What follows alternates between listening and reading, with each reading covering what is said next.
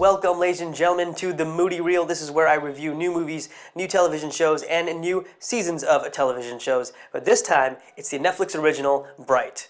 Starring Will Smith and Joel Edgerton, directed by David Ayers, and if that name sounds familiar, well, he's the same guy who wrote and directed Suicide Squad. And if you want to track back even further, he also wrote Training Day. Now, right off the bat, if you don't already know, this did not do well with the critics, which kind of perplexes me because the reviewers and movie pundits and critics that I follow all over the internet, they were the ones who trashed it, yet they were the same ones who liked Suicide Squad. And even though that movie was a complete mess, people still kind of liked it and they enjoyed it. But it wasn't the same for this Netflix original Bright. And this is where I'll have to agree to disagree.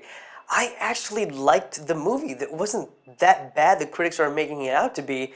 Maybe they had high standards, but you know what? That's nothing new for 2017. We've had so many divisive movies this year that, it's like, why even watch a review or read a review? I mean, yes, you want some input and you might want to see if someone you follow that you like might recommend it, and you're like, okay, he likes it or she likes it, let me go watch it. So this year it was more about people, yeah, we'll watch the reviews or not watch it at all and just, decide for ourselves, judge the film by itself. And this Netflix original doesn't play like a television movie. It actually something you might have seen in a summer blockbuster sort of role in the late 90s, early 2000s. And I say that because I kind of understand where the critics are coming from. There's a lot of familiarity. There's so many similar elements that David Ayers used in his former films like Suicide Squad or the films that he directed in Training Day. And I say Training Day a lot because it's basically seeing Lord of the Rings and Training Day put together. We can't really blame the actors. I think everyone who played their roles played to the best of their ability, and everyone put on a good performance, whether it's Will Smith, but Will Smith played a character that he's sort of played in the past. Again, a lot of similarities to other roles that he's played, and it didn't seem like it was something new or something unique. And the only negative thing about Joel Edgerton playing an orc in this film, that's right, remember Lord of the Rings, a lot of fantasy elements, is that, well, it's exactly that. He was playing an orc. I didn't get to see Joel Edgerton's face, and he's a great actor, a wonderful filmmaker, so that was sort of a bummer just to see him as an orc. But, becoming that character, embodying that orc character, I think did a fantastic job. I also think that David Ayers did a decent job. It wasn't great. Again, the film isn't great, and it's something that I would actually recommend because it is a fun watch. It's an action, fantasy, crime sort of genre all put together in one film. But there are some things in the film that I didn't like. Some of the humor was overused. We've seen it before. We've heard it before. And even though in the entire film looked like a feature film, something you'd see in the big screen, where it felt flat was the actual story of the script. There wasn't too much background behind the certain thing that I can't say or else it would be a spoiler. But I wish there was more in depth. And not just the characters, but more of the story. And, well, I guess we'll find that out in the sequel to Bright. Yes, Netflix gave a green light to sequel. And I think that's a good thing. I don't think it's a bad thing at all. I think we want to see more. I think the movie does a fantastic job of keeping us curious just enough to see what will happen in the sequel and see more about the story and more of the background of all these characters and its rich history. But if you're expecting more Training Day or if you're expecting more Lord of the Rings, don't do that, okay? You're not going to get either.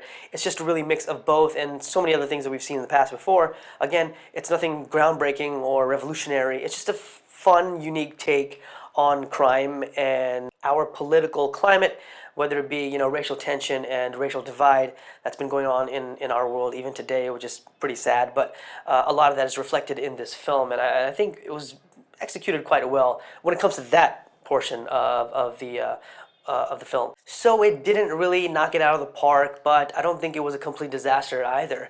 I would recommend it to all of you out there. This is something that, yeah, you would watch on a Netflix or other streaming service kind of platform. I don't believe it's a waste of time, and it's really not taking away from a quality film, a quality movie. Again, action, fun. I think you'll have a good time watching Bright. But if you're expecting anything greater, please don't, because listen, I'm gonna be honest with you. I'm gonna be honest with the review. Yes, I liked the film. I enjoyed the film, but there was just way too many member berries in this movie for me. Too many things that David Ayers has played before, and I just wish he'd, added something new to Bright and into this universe. And so much potential is in the Bright universe that I hope more of that is being explored in the sequel or sequels to come. Well, guys, I hope you enjoyed that. Those were my thoughts on the Netflix original Bright. I do recommend it, so give it a watch. Give it I think you'll enjoy yourselves. It's just one of those movies that you might want to watch if there's nothing else to watch on television, or if you just want something to just turn your brain off.